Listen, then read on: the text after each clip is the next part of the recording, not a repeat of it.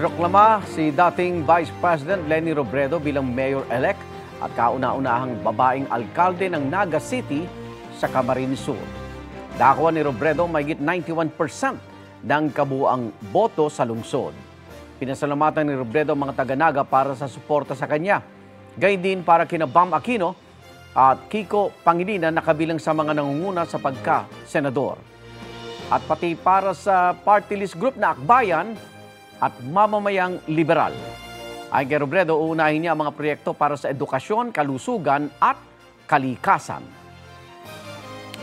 Pinaka-dream ko, hindi lang na pagbutihin palalo yung buhay ng mga Nagenyo, pero maipakita sa buong bansa na pag may mabuting pamamahala, taong bayan din yung makikinabang. Igan, mauna ka sa mga balita, mag-subscribe na sa GMA Integrated News sa YouTube para sa iba't ibang ulat sa ating bansa.